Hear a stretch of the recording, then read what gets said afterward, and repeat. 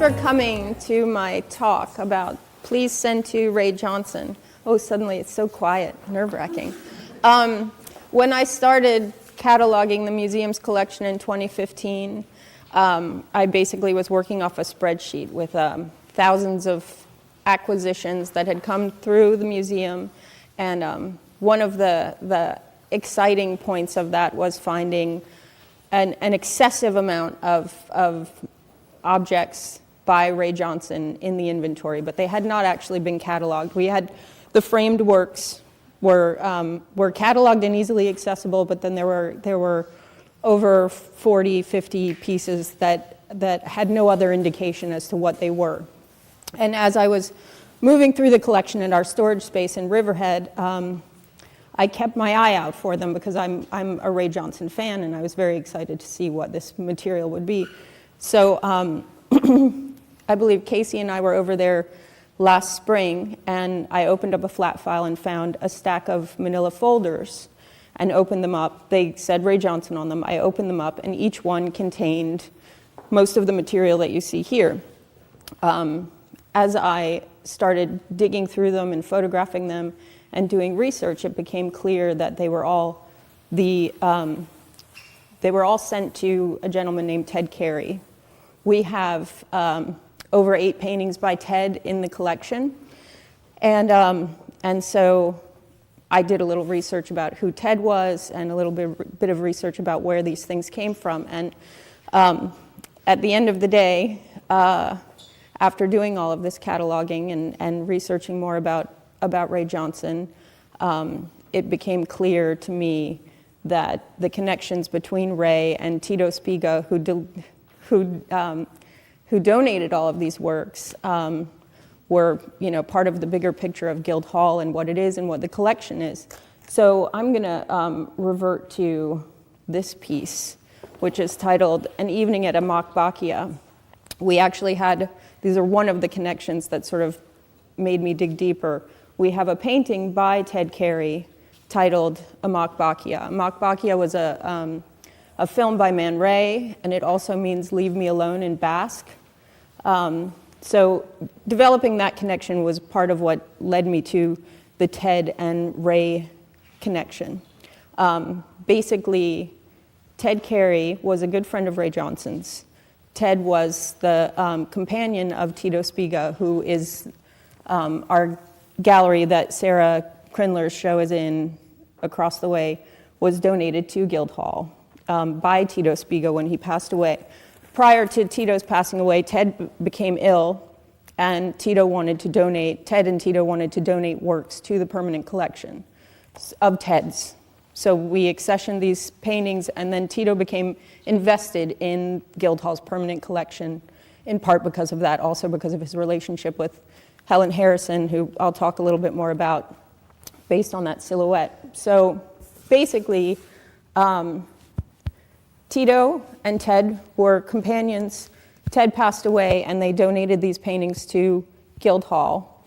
And then later on, Tito decided to donate his entire estate to Guildhall. We have a number of Warhol works that Tito donated and other pieces. Some of the stronger pieces, I think, in our collection were donated by Tito. And this is how we came upon all of these letters from Ray to Ted. It's kind of a long and circuitous story, as everything is with Ray Johnson. So if I digress, it is part of the bigger picture. But you can feel free to rein me in if I go too far. So one of the letters that I found early on was this one to Ted Carey with in the address line it says Amok Bakia. So that sort of became kind of full circle about these 3 different pieces in the collection that were connected to each other.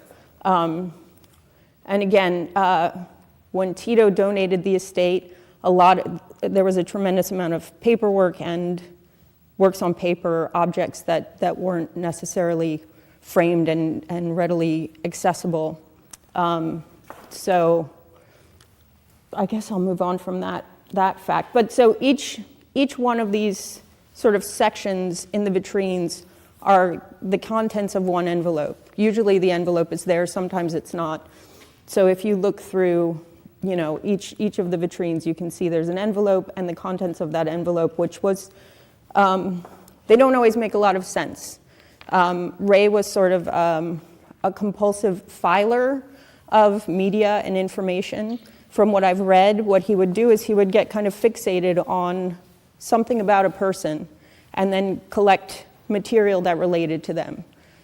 There's an artist named Billy Name. He would hoard pictures of cowboys and horses and then send those things off. So the interesting thing about this in the bigger picture in terms of Ray Johnson's career is that this is just one slice of what he did. He developed this movement. He didn't develop mail art, the mail art movement, but he really sort of took it to another level. He spent his entire life doing this sort of mail art activity where he would send an envelope full of material to one person, encouraging them to either do something to it or send it on to another person. And this became the New York Correspondence School. And basically, Ray had a house full of this material that he would just periodically send out to friends or strangers or celebrities, people that were in the news at the time. One of the interesting things about him is that he had a real true academic upbringing, not upbringing, but education. He studied at Black Mountain College with Joseph Albers and Robert Motherwell, Annie Albers, Gropius, any number of really important people at a time that was really fruitful in terms of Fluxus and a number of other sort of new forms of generating art. So I'm going to circle back again, and basically, so as I was saying, this is just one slice of Ray's work, but he communicated with any number of people. When I started organizing this show, I had people coming out of the woodwork offering to lend pieces, but because it's a permanent collection show, and obviously the contents here is plenty, a number of people came up to me and expressed their regrets of having thrown these things away. Oftentimes Ray would send something to a stranger who had no knowledge of him or his work and be confounded by why he would be sending things to them. It was creepy. He would frequently encourage them to send things on to other people, and they wouldn't. They might throw them away. They might stash them in a drawer somewhere. And so I've met a number of people who have really regretted having tossed them and ignored his directives. Actually, I should point out that Joan Harrison and her husband worked on these photographs, these 5 photographs, which we have 8 of. She was a friend of Ray's and worked on this photography project with him at his encouragement. Well, the interesting thing, one of the many sort of interesting things about Ray is that after Black Mountain College, he moved to New York. He became friends with Robert Rauschenberg and, Andy Warhol, any number of people. The day that Andy Warhol got shot by Valerie Solanas, not killed, shot, but just shot, Ray was mugged at knife point. And 2 days later, John F. Kennedy was killed. And he just sort of turned his back on the city and left and moved to Glen Cove, Long Island. He basically didn't, he was a fairly reclusive person to begin with, I think, but when he moved to Glen Cove, he really retreated, and then a year later he moved to Locust Valley where he lived until he died. He did not have a lot of visitors there. He took phone calls and communicated with people through mail, but I think other than friends on Long Island, according to all the material that I've read, he really sort of retreated from the art world. From the art world, but yeah. He would tell me that he was going out to see Peter Beard in Montauk. Right. He had seen Caroline Kennedy the other night. Yeah. But he wasn't that much of a recluse at home because he'd come to every local art opening. Which is wonderful, he sort of do performance pieces. Right. In the very early 70s, I was a college student, and I don't remember how I made the connection, but I got invited to, I was part of the correspondence school, and I got invited to a dinner. I remember sitting next to Ray, and he introduced me to champagne. Wow. Well, you know, the water bottle of Moët Chandon was really good, and I discovered good champagne. Now. Right. And so, and I remember meeting him a few times in the city. Yeah. I think that sometimes the people tend to sort of elevate the more dramatic elements of an artist's career. I mean, clearly he was out and about, and I think you can see through the correspondence that he does talk about interacting with people. But in terms of running parallel to these other much bigger artists, he really did withdraw from, and this is part of the whole mail art concept, was that it was a way of sharing your work without working within an institution or the gallery system. He was really sort of pushing back against the roles that everyone had to play, and just wanted to create. I think when he moved into that house, he said, you know, I will only focus on the work and really, you know, be able to create as much as possible, and I would assume without the distractions or the pressures. But that said, for all of that, he had an exhibition at the Whitney of mail art in the 70s. He continued to show, and he was solicited to exhibit. Helena Harrison actually told me that he did 2 shows on Long Island during his lifetime. One was at the Nassau County Museum of Art in Roslyn, and Helen Harrison told me that he didn't go into the opening at all. He stayed in the parking lot and hung out with his friends, exactly, in the bushes. And then the other exhibition that he had on Long Island was actually at Elaine Benson Gallery, which anyone who's local is fairly familiar with. It was an exhibition of his silhouettes, which there's one here of Ted Carey, who is the recipient of all of this material. And it's actually posted to Helen Harrison. That would have been the year that she left Guildhall. This piece would have been sent to Helen the same year that Alfonso Osorio passed away. And Ted Dragon was Alfonso's companion. So I mean, this is, again, a really wonderful connection to the East End, and sort of talks about the ways in which Ray sort of brought people together and made connections. I would like to believe that that's some sort of tribute to Ted Dragon's support of Alfonso, and sort of acknowledging a major event, the passing of an important artist on the East End. So that's the same way that Amak Bakia sort of circles back. This also kind of leads you into these wonderful stories about Ray and his connections and contacts. And I don't even know that he had a relationship with Alfonso Osorio or Ted Dragon necessarily, but the acknowledgement of things that were happening in the world at the time, I think, are a big part of the exhibition and this body of work. And again, it's a sliver, it's a small section of time. Alan Lindenfeld is here.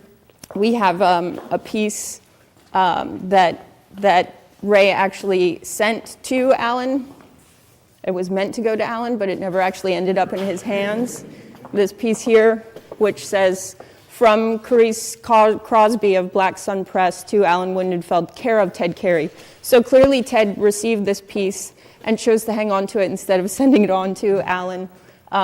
This is one of the quirky things about Ray. Carice Crosby was the inventor of the American bra, assuming it was sort of in existence prior. She's the one who actually, and she was, this is something that Ray was really interested in, was, celebrity debutantes, the sort of very wealthy class and their lives. And she was born into a wealthy family, was married to a very prominent gentleman, and left him for her husband, who she and her husband went on to found Black Sun Press, which was an early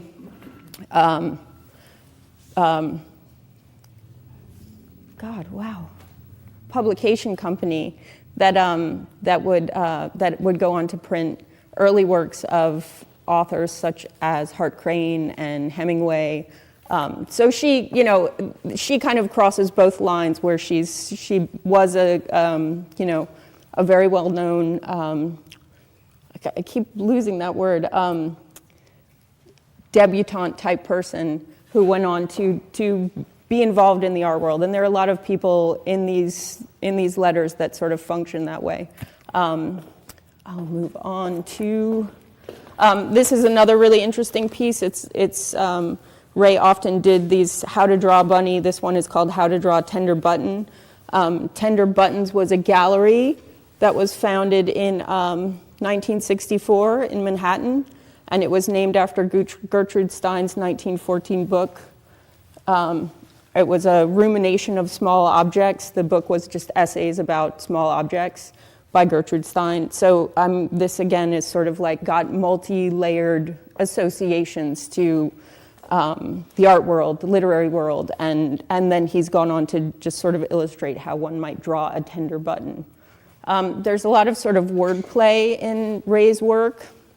If you sort of walk around the gallery, you'll see a lot of these doodles throughout, often babar, with a fairly phallic reference to his nose, the elephant, the children's book.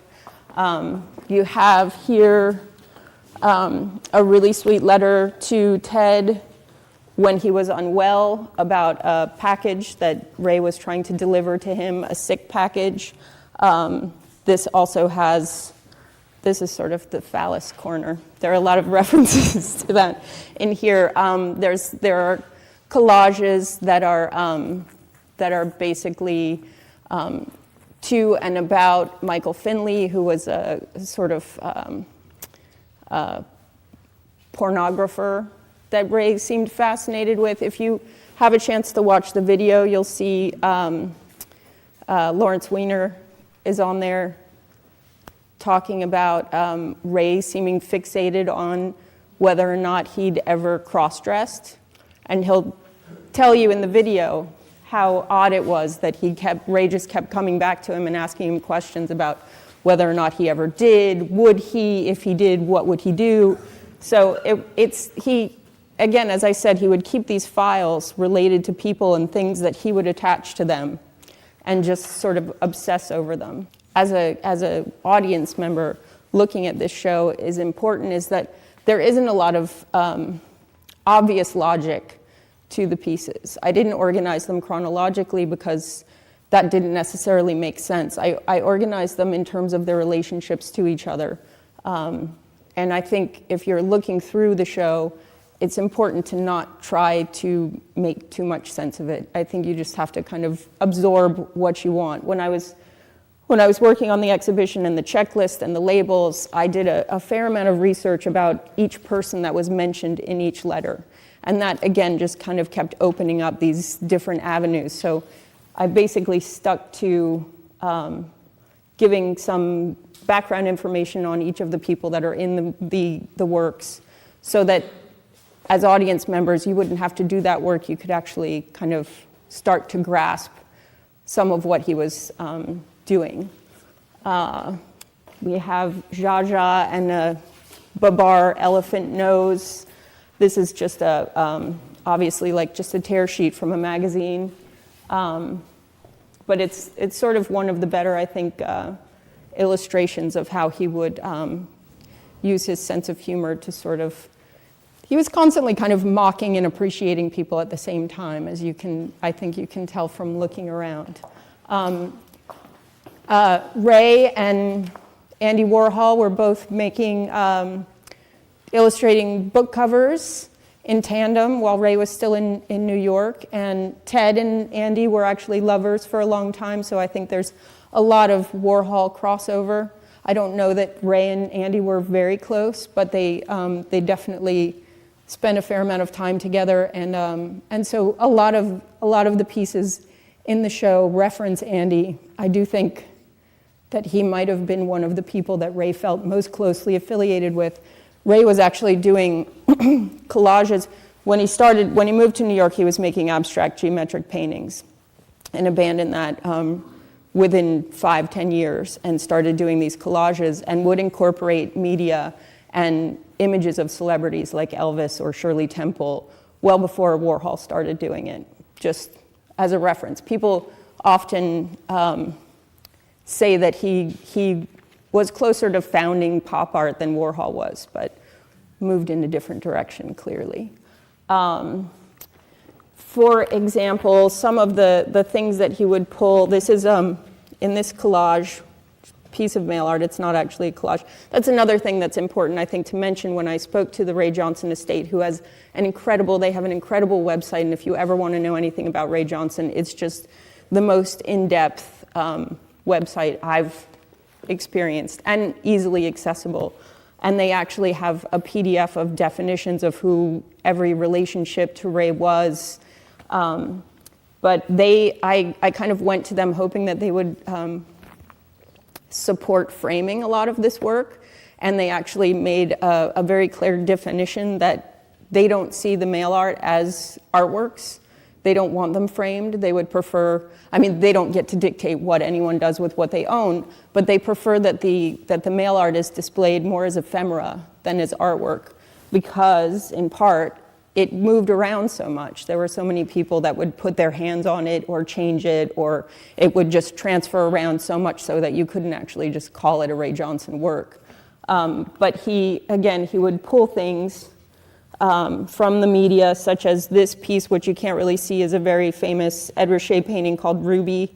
And one of the frustrating things about cataloging these pieces is that often they will be sort of sealed or taped down. This one is actually, there's material underneath this where the piece folds over, and we can't access it without destroying the work. So it's a little bit of a trick in a way. At one point, Ray Johnson was very friendly with Christo and Jean-Claude, who are famous for doing these big wrapped artworks, and they had done a number of pieces where they would just wrap a small package and that would be the artwork.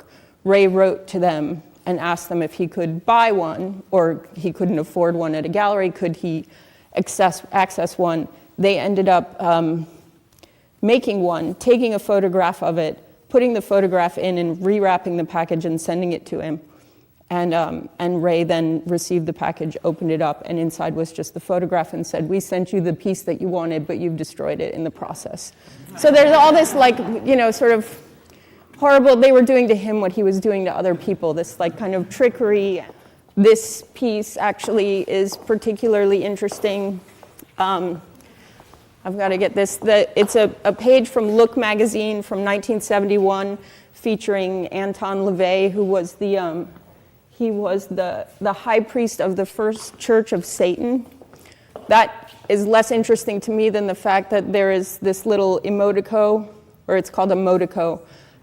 Ray, when he was sort of transitioning from making these geometric paintings and collages, would sort of created this visual language by breaking down images to their sort of core shapes. And then he would constantly be reworking collages and materials.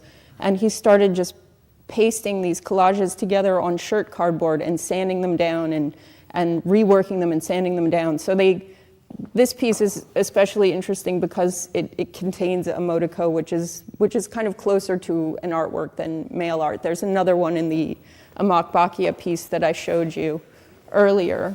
Then there are also just, sort of more straightforward letters. This is an example of one, but Ray would find random stationery, and sort of that had some kind of interesting quirk to it, and appropriate that into a letter, was just corresponding with people on other people's stationery. He would find envelopes from businesses or things that he found interesting and use those and write on them and readdress them.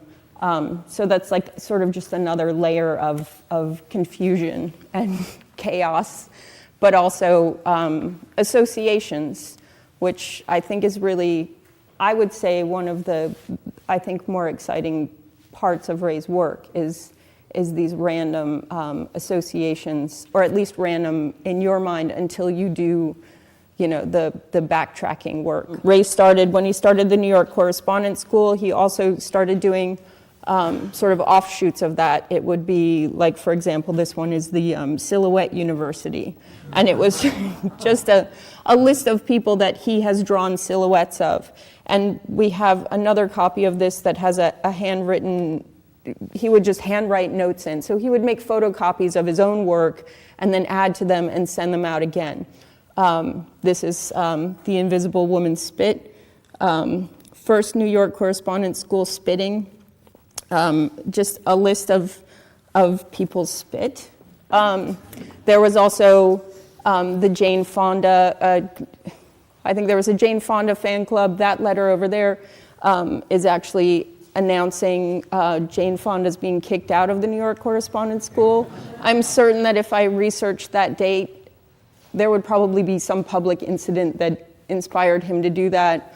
But again, if you spend the time and you know, or even if there's something in here that relates to something that you know, dig a little bit deeper and you'll find sort of more and more associations. And then as far as the clubs, there were various fan clubs, and these were all sort of like, I think, ways of his organizing this kind of compulsive need to catalog people and events and things that were happening in the world at the time, which I think, again, is a really interesting thing about his work. It is a reflection of what was going on in the world while Ray was making this work. I was recently speaking to a gentleman who makes specifically male art, and he's actually reviewing the show as we speak. And he was saying basically that, you know, all of these people that maybe didn't, again, have access to gallery exhibitions or museum exhibitions had the opportunity to share their work and continue making art and feeling as if it was being seen by other people without having to work in the gallery system. So Ray moved to Locust Valley, kind of retreated to some degree from the art world. And in 1995, he checked into a motel in Sag Harbor and proceeded to jump off of the Sag Harbor-Noyac Bridge, January of 1995. Apparently there were two girls on the bridge or near the bridge at the time who saw him backstroking off into the water, and then his body was found the following day. I've spoken to Helen Harrison about this, and she speculated that he wasn't actually trying to commit suicide. He had a complete clean bill of health, money in the bank, no drugs in his system. But when the police started researching who he was, they actually called around. Helen was one of the people that they called because they found his address book. And they were just trying to piece together who Ray was and why he would do this. He had checked into a hotel room. He chose to do it on January 13th. He checked into a hotel room with the numbers of the hotel room adding up to the number 13. There were like a lot of clues that this was a very, you know, sort of well laid out plan, but no suicide note. And when the authorities went to his house in Locust Valley to do their diligence, they basically found the house more or less empty with the exception of an enormous amount of boxes and files with artwork in them. Ray had been, his gallery had been trying to pursue a show with him for ages, at least, you know, a decade of time where they were trying to solicit him to do an exhibition for them, and he kept resisting. And he called Frances Beatty, who's the director of the estate, and said to her shortly before the suicide, said to her, "You're finally going to get your show." So in the documentary about Ray, which we screened at the museum last weekend, but it's also online if you want to watch it, it shows video of the house with just stacks and stacks and stacks of boxes, an air mattress, some clothes, the bare minimum. So the man was basically, to the best of my knowledge, I'm looking for Joan because she knew him at the time, but to the best of my knowledge, living incredibly minimally and just creating all this work. So when Frances Beatty had the opportunity to go into the house and found all of this artwork and all of these files and all of this sort of half-finished mail art, only in the sense that it hadn't been sent out yet, the estate took all of that work, became the estate, and they've since been circulating the material. And I think that Ray's career, at least in terms of his fame, really blossomed after his passing. he seemed to be so resistant to the idea of fame or working within the system that when he actually departed, the rest of the world was really able to kind of dig in and see what he was doing. And he's since had an enormous amount of exhibitions. There was a show of collages. This is, again, just one facet of his career, mail art. He's done all of these really wonderful collages with mixed media. These two pieces are probably as close to that as we come with this show. But there was a show at Matthew Mark's gallery 2 years ago that was just gorgeous, and you really do see the connections to pop art, the foundations of pop art in his work, although I don't know that he ever claimed to be a pop artist. One example of what a trickster he was is this series of gallery announcements. They're flipped over because they have references to this list of how many people. It's a list of people that he's asked how many hamburgers they eat a week, and then the response or the sort of acknowledgement of that is him writing a letter to Ted Carey about these people eating hamburgers, and then this little stack of gallery announcements in which he discusses Jackie Curtis eating hamburgers. But on the verso of these cards are announcements to exhibitions that he and several other friends were putting up that were not really shows.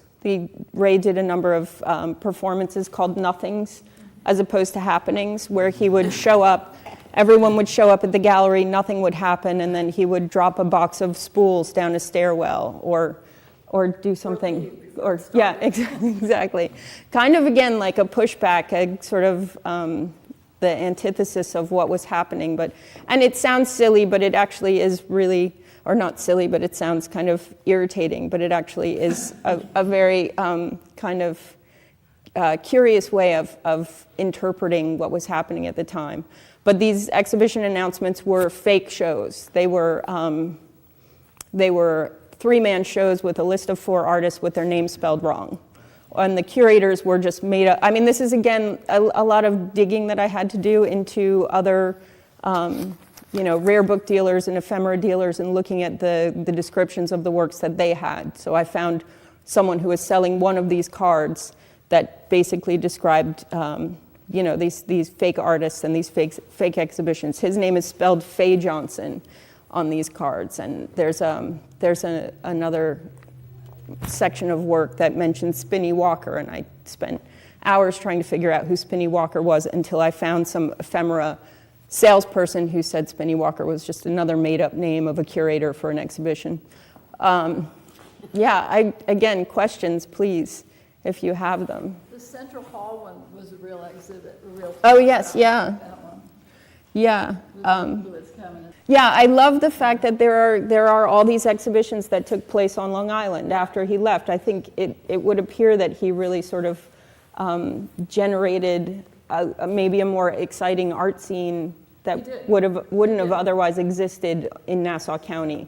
And again, he made an enormous amount of trips out here, had a lot of friends out here. There are some very tongue-in-cheek references to Edward Albee, lots of jokes about, I think Jamie's reading one now that says that he spent a wild and wonderful wet weekend with Richard Serra and basically just sort of mocking the art world as much as he is acknowledging it, mocking it.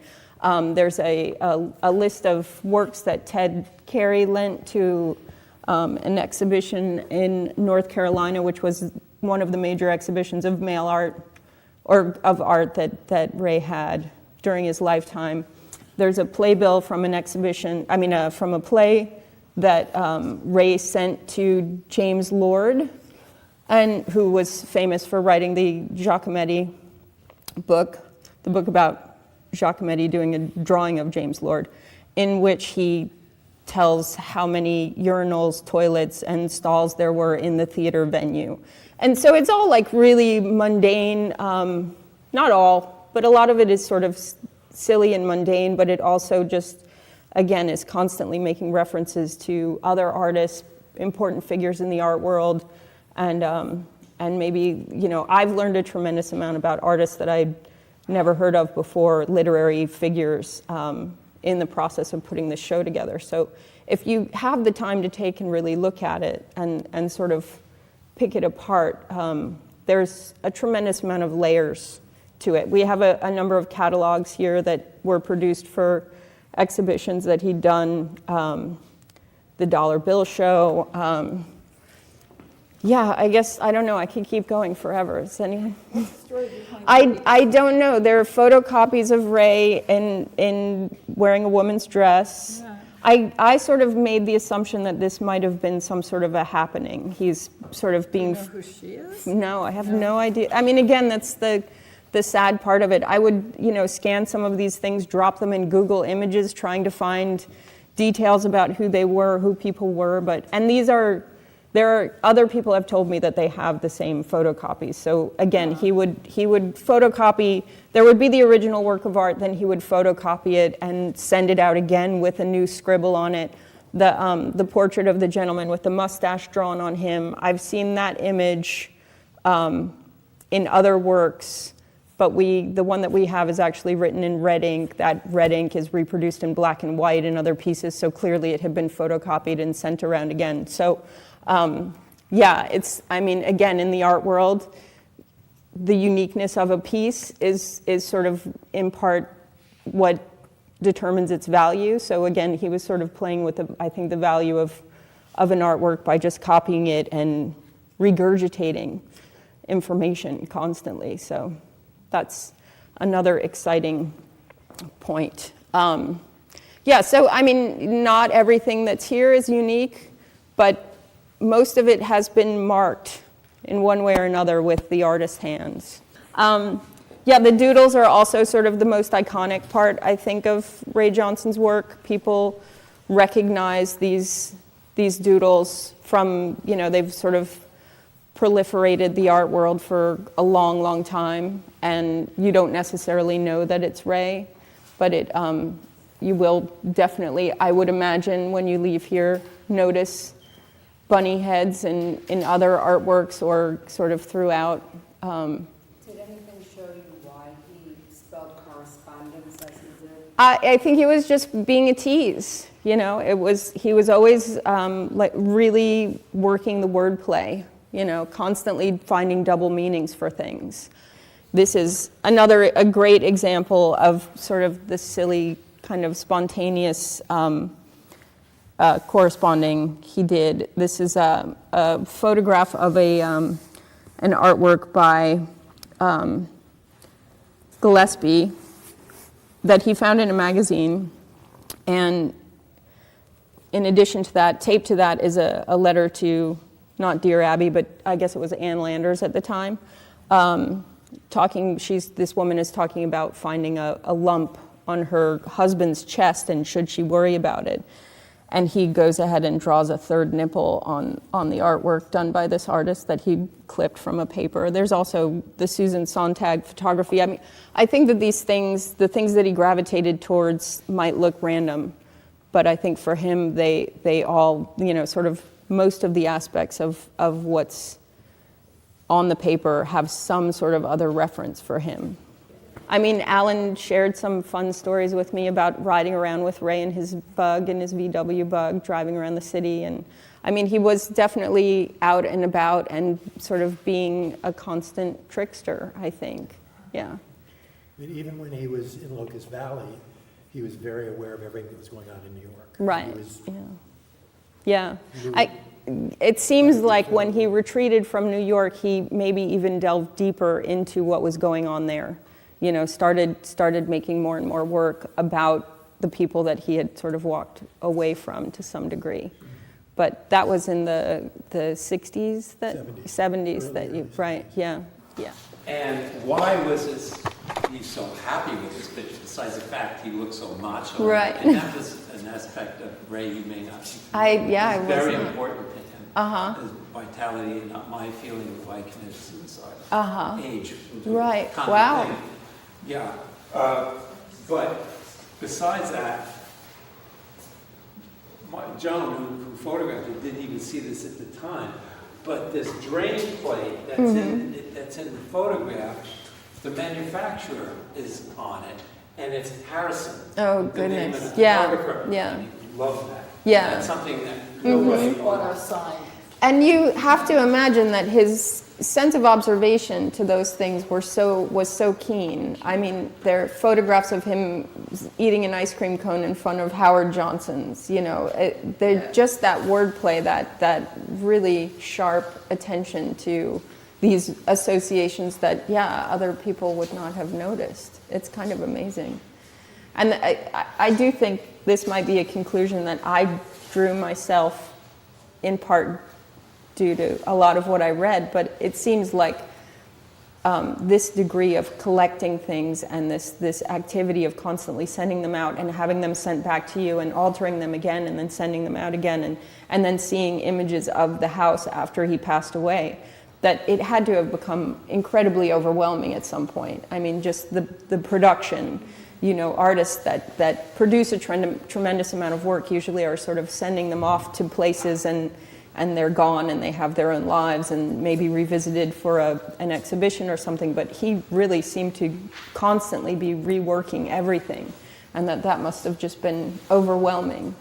But again, I would prefer not to get hyperbolic or too caught up in sort of these mysteries. It is definitely an enticing part of his career. You go to his house after he's passed. Mm-hmm. You walk through this first room, which is like a small living room, which is empty, which Mm-hmm. he would create these little things for I don't know who, because no one came into the house. And then you come into his dining room, which only had a table, maybe a chair only, but stacks of artwork, neatly, precisely stacked, all around the floor, Right. just coming up. Many, many thousands of Yeah. artwork. Just, it'd be overwhelming. Yeah, It's okay. yeah, that's exactly kind of what is this slice, you know, just this one slice of correspondence between Ray and a friend, and again, only what Ted actually kept, what we received. I mean, you think about the number of people that are mentioned in all of these pieces, that they also might have received this much mail art as well in their friendship or lifetime with Ray. It's got to be absolutely overwhelming. The relationship that he had with these artists, again, even when the police were talking about trying to figure out who he was, no one had the full picture. Everyone had this little slice of what their relationship was. Maybe you were more helpful, but He had his mailman. did you? Yeah, I mean, the mailmen loved him. I mean, Said, "What's you it know, like?" And he goes, "Man, there's some really They- weird stuff." people would say, Cool. yeah.